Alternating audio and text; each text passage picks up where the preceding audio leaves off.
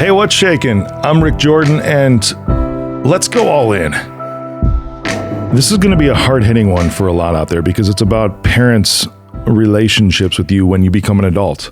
And a lot of us have this thing that's stuck inside of us. I know sometimes I'm actually noticing my own tone of voice right now as I'm talking to you. It's actually very, very calming and soothing because a lot of times, if you listen to the show for a while, you'll hear me very driving at times, but this is a very sensitive topic, and I know it's going to hit home for a lot of people today. It's your relationships with your parents as adults.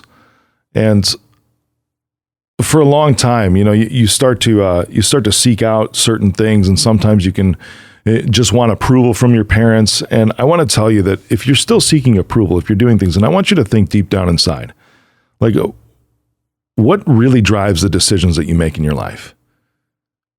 Is it something to where you make a decision, you're always like, oh man, now I got to tell my parents, or I wonder what my dad's going to think about this. I wonder what my mom's going to think about me doing this. I wonder, if I'm going to drop out of college, maybe I don't want to do that anymore. I don't know what they're going to think about this. Or if I'm going to, pursue a career as a policeman, maybe they're going to think it's too dangerous and they'd rather have me behind a desk or something like that. You're thinking about all these things, or even like choosing the path you want to go before you enter college. It's like, maybe I don't want to go to college after I get out of high school, or what are my parents going to think about that? They've always talked about, we're going to pay for your college, we're going to pay for your college. And then all of a sudden they're like, you get to this point like, I don't really know if that's for me. Or maybe it comes down to, it's like, oh, I got this new boyfriend and I don't really know if my dad's going to like him, or I got this, I'm going to propose to my girlfriend and I don't know if my mom's really going to approve of her because they haven't really gotten along yet. Or you start to actually maybe keep that first initial meeting of your boyfriend, girlfriend from your parents because it's like, oh, we'll get to it eventually. We'll get to it, all because you're trying to process through your head about how they're going to think, whether they're going to approve what's going on in your life. And I hope you can hear this today, because a lot of times your parents will not understand your choices. They just won't. And the reason being is because situations that you're facing today are very different than the situations that they faced, 20, 30, 40, 50 years ago, maybe. And the timeline that existed between then and now, it's difficult to try to remember what that actually felt like, not what it looked like, because memories, you can remember certain things pretty easily and how things went and choices you made and all that, but it's more difficult to remember how you felt in that memory, what emotions you had going on in that memory. And that's the same with your parents. So it's difficult for them to place themselves in your scenario because, one, they might not have ever been in your scenario, your exact scenario, maybe something like it, but not your exact scenario. And two, they're just not you. So there's no way, and this in the reverse direction too, it's true. There's no way that they can completely understand your choice. There's no way that they can 100% understand your choice.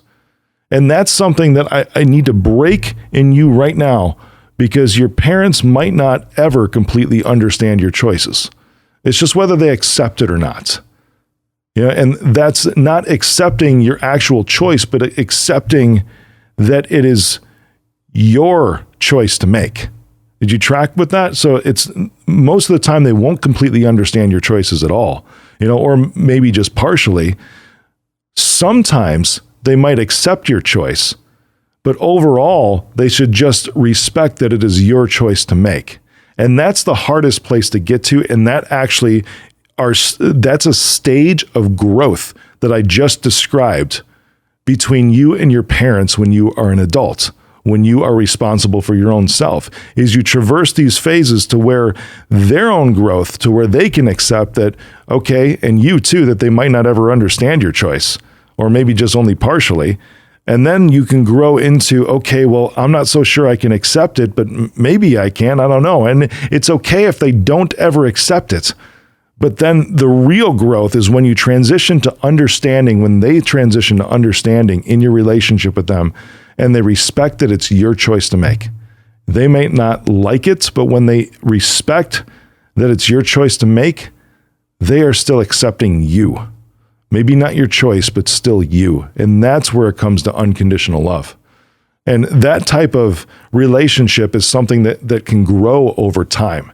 It's very interesting because, even now as my kids are getting older, it's like every choice that they make, you can be proud of it, you cannot be proud of it, whatever it is. But still at the same time, I try the most that I possibly can to just respect the fact that it's their choice to make. I can still guide them, which is what I need to do. But they're not, grown up and living on their own yet or anything like that. So I'm really talking about adults, and I'm starting to think about what this can look like. Because here's where it's going to hit really, really hard. And I asked this question at the beginning is, why are you really making the choices that you are? Do your parents pop up in your mind? Like, I wonder what they're going to say. I wonder what they're going to think. Because you can start to get boxed in. You will box yourself in when you continuously look for your parents' approval. And this can manifest itself in different ways too, because if you had a bad relationship with your parents, or maybe there was a parent that was avoidant as you were growing up, or maybe a parent that was even abusive or just even distant. So avoidant, maybe abusive, maybe just distant.